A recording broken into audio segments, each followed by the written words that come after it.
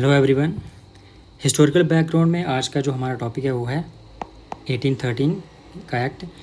और इससे पहले हम जो हिस्टोरिकल बैकग्राउंड में पढ़ रहे हैं कंपनी रूल जो 1773 से लेकर 1858 तक रहता है। इसमें सबसे पहले हमने पढ़ा 1773 का रेगुलेटिंग एक्ट और उसके बाद जो डिफरेंट एक्ट्स थे, और लास्ट हमने जो पढ़ा था 1793 का एक्ट।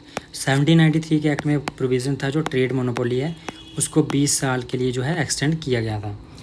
लेकिन इस एक्ट के अंडर जो ट्रेड मोनोपोली है जो 20 साल की एक्सटेंड की थी उसको एबॉलिश कर दिया गया, उसको ख़त्म कर दिया गया।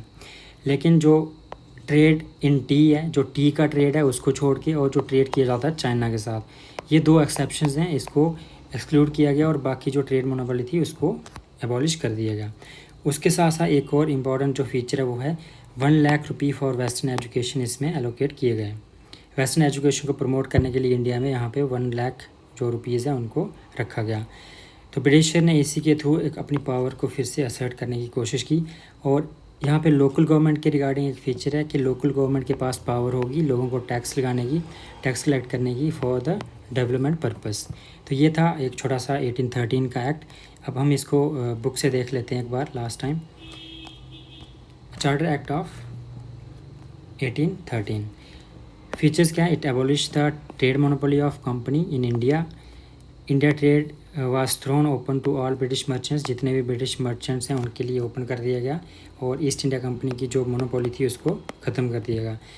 लेकिन फिर भी कुछ एक्सेप्शंस हैं, जैसे जो टी ट्रेड है, टी को लेके जो ट्रेड था और जो ट्रेड था चाइना के साथ उसको ईस्ट इंडिया कंपनी के पास ही रखा गया। बाकी सारा जो है वहाँ पे कोई भी जो ब्रिटिश मर्चेंट्स हैं उसको कर सकते थे।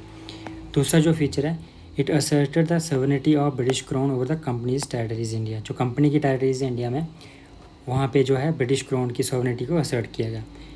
क्रिश्चियन मिशनरीज़ जो है वो इंडिया में अलाउड कर दिए गए फॉर द पर्पस रीज़न क्या दिया गया? एनलाइटनमेंट ऑफ द पीपल, यानी कि जो इंडिया के लोग हैं उनको एनलाइटन किया जाए। यानी यहाँ पे जो कन्वर्जन की एक्टिविटीज़ थी वो भी यहाँ पे स्टार्ट हो गई थी। It provided for the spread of western education को बढ़ाने के लिए, प्रमोट करने के लिए जो भी ब्रिटिश टेरिटरीज इंडिया में उनके लिए यहाँ पे अलाउ कर दिया गया। It authorise the local governments of India to impose the tax on persons. यहाँ पे जो लोकल गवर्नमेंट है यहाँ पे क्या कर सकती थी? वो टैक्स इम्पोज कर सकती थी लोगों के ऊपर, और अगर वो जो टैक्स नहीं देता था तो उसको पनिश करने की पावर भी दे गई। They could also punish the persons for not paying the taxes. लेकिन जो टैक्स था यहाँ पे एक प्रोविज़न दिया गया कि ये टैक्स है जो वो डेवलपमेंट पर्पस के लिए लगाया जाएगा। तो ये था हमारा चार्टर एक्ट ऑफ 1813। इसके बाद हम पढ़ने वाले हैं चार्टर एक्ट ऑफ 1833।